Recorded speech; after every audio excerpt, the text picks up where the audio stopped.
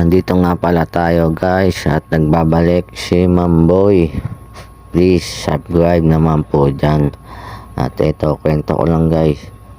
Bale, nandito tayo sa may barge at binibidyoan nga natin yung tugboat natin. At ayan guys, galing nga pala ako sa pagmamalengke.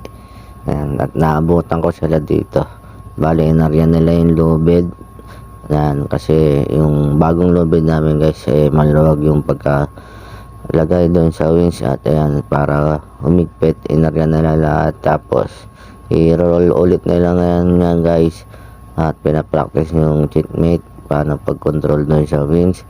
Ayan na po, kahit mainit tiyaga lang tayo rito guys. Kailangan natin magtiyaga sa ating trabaho.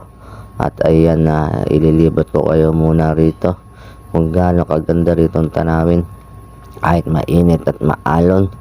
Ayan guys, tiis-tiis lang muna ako. Ako nga pala yung taga video na lang ngayon. Ayan, konting libot lang muna tayo guys.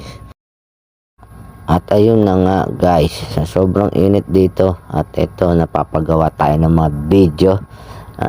Sa susunod nga pala guys, gagawa tayo ng tutorial kung paano naging isang marino. At ayun na nga, step by step ang aking ginawa. Kumuha lang po ako ng mga basic training at simambok at iba pang mga training na kailangan para makasampa sa barko o mga tugboat vessel o mga mini vessel.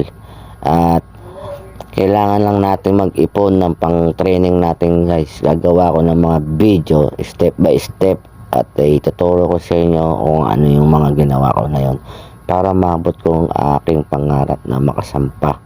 At dati nga pala ako nagtatrabaho din sa shipping line. Isa akong electrician sa engineering department. At ayun guys, ito yung pangarap ko talaga, ang makasampa at makapag-onboard. Kaya gumawa ako ng mga paraan para maabot ito guys.